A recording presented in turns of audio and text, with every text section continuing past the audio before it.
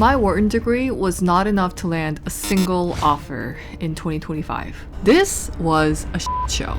32,000 jobs were lost last month. 32,000 jobs were lost in that private sector in November. Job growth is hovering around zero, essentially. The government says we added 119,000 jobs last month. LinkedIn says there's basically one posting for one job seeker. So why did I spend $180 on LinkedIn Premium to compete against 847 people for jobs I'm overqualified for and still can't get an interview? If you're in your late 20s or 30s, you have a good resume, you checked all the boxes, and you're still getting ghosted and auto-rejected, then this video is for you. There are two realities that we're seeing. If you look at the headlines, the story is jobs are being added, unemployment is low, the economy is resilient. On the flip side, if you look at your inbox, the story is I have a Wharton MBA, I have recognizable logos, I thought I did everything right, but I can't even get a human to look at my resume. Those are two realities coexisting in this market. And if you feel like you're going crazy trying to make the sense of these two realities, you're not alone. You're not imagining it, and you're not overreacting. On paper, you look fine. You might be doing some freelance or part-time work, but in practice, you are stuck in limbo, unable to access the opportunities that you know you could crush. If we haven't met before, hello, this is Yujin.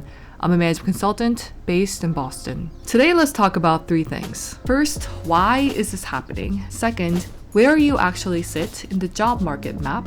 And third, what you can start doing now so that 2026 will feel very different. Let me start with my own little horror story, LinkedIn Premium. So I paid $30 a month for nearly 6 months. That's $180 to buy front row tickets to my own rejection.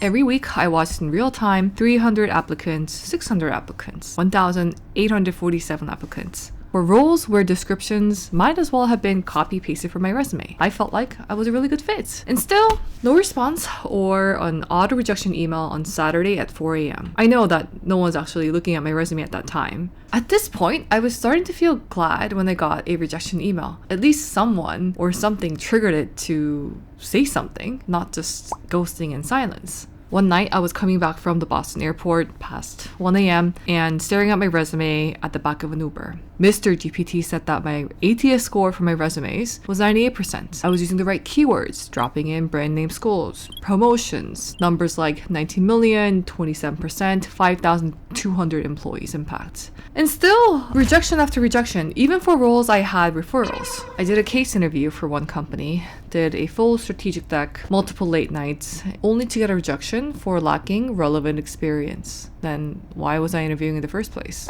Meanwhile, the macro story says companies keep saying they have huge skill gaps. So on paper, they're desperate for talent. In your inbox, they're eager to ignore you. And this gap has been creating a very specific kind of shame for me. I started to think maybe my experience is as good as I thought. Maybe other candidates really is 10 times better than I am. Maybe I'm the delusional one. Or maybe I'm too old for this role. But let me clarify this for both of us. The shame that you and I felt is not a personal failure. It's a sign that the map that we've been using for so long for our career no longer matches what's actually out there. My late grandmother from Korea survived the Korean War. Her advice in life was very simple. Work hard, don't complain. Do more than you're asked. Show up early, stay late, and the universe will pay you back. For her generation, that was mostly true. Study hard, good school, good job equals stability. And naturally, her mentality was passed on, and I grew up in that equation. Collect the right grades, the degrees, and the right logos, and you'll be okay. But that equation is broken now. Today, almost 40% of skills that we use at work will need to change or be updated by 2030. So what happened in 2025 wasn't you got lazy, you're not good enough, you're secretly a fraud. What actually happened was structural. Companies started to cut headcounts in the name of AI transformation. But most of it was panic and cost cutting. The rules we grew up with were written for a different game. And we've been unknowingly turning their confusion into our personal shame. So let me show you in a simple way what is going on and why do we feel suddenly unemployable. Imagine a 2x2 matrix. On the x-axis, we have replaceable skills, irreplaceable skills. On the y-axis, we have low demand sectors and high demand sectors. That gives us 4 boxes. Top right Irreplaceable skills, high demand sectors. These are people doing hard to transfer work in places that are actually growing. Think deep technical experts in high growth AI or data, unique domain experts in fast growing industries, or operators who can design and lead real transformation. Box number 2, top left, replaceable skills, high demand sectors, crowded entry-level roles in hot sectors, hundreds of people who can run the same dashboards, write the same emails, manage the same generic projects. And now going counterclockwise, bottom right, irreplaceable skills, low demand sectors. These are very skilled people in shrinking or stagnant areas. Think experts in legacy systems, niche functions being centralized or outsourced. And now to the danger zone, replaceable skills and low demand sectors. Your work is seen as interchangeable and the industry itself isn't really growing. Now where do suddenly unemployable people sit? Usually somewhere between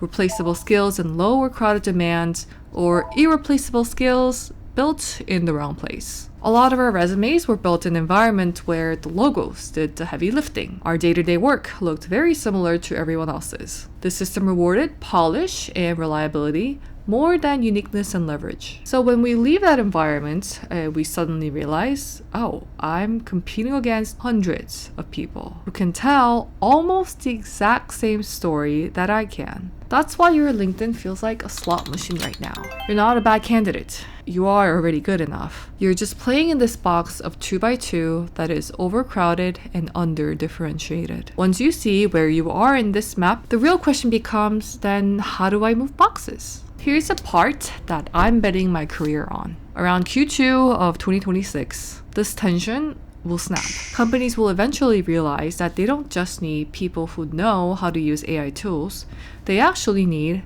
translators. And I'm not talking about language translators. These are translators between the messy real-world problems and what AI can actually do, executives who speak in big visions and goals, technical teams who speak in models and metrics. And the translators are the people who come in, understand how the business really works, decide when to trust a model and when to override it, and fit tools into real workflows without breaking anything, while taking responsibility for this implementation and change. And the market's been already moving in that direction. We're seeing a lot of customer success managers, AI engagement managers. The fastest growing jobs right now are the ones that mix technical literacy, human skills like problem solving, communication, and judgment. By 2030, experts estimate that 170 million new jobs will be created in AI-enabled, green transitions, and care economy. All the work that keeps people healthy, educated, and supported. And about 92 million roles will disappear. That's a net gain of roughly 78 million jobs. So this is not going to be a permanent crash of the job market. It's a messy reshuffle. And the winners will be the ones who come out as translators between old processes and new tools, between humans and algorithms, and between what looks good in a slide and what actually works on Monday morning. Your job is to position yourself as one of those people in at least one clear context. Not the person who knows every AI tool, but more of, in this domain and for these problems, my judgment is very hard to replace. So before you click away, do this 30-second exercise with me. Grab your notes app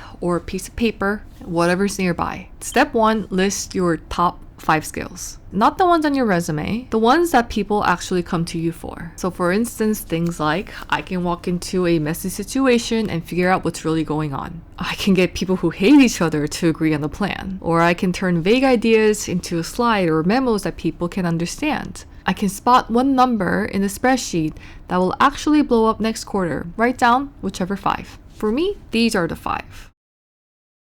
And step 2 is circle the skills that you think will take at least 6 months for someone else to replace. And be honest, if you left your team, which of these would they really struggle to replace?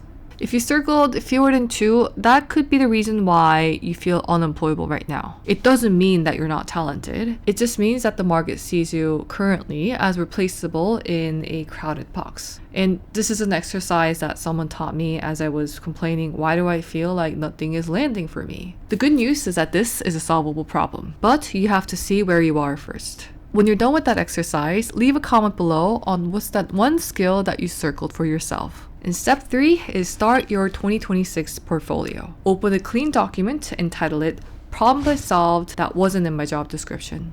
Under that, start collecting stories like we had no process for X, so I designed one. Everyone was confused about Y, so I created a simple way to explain it. We were stuck between two bad options, and I found the third option. Those are translator stories. And those are the raw materials that will position you differently in 2026.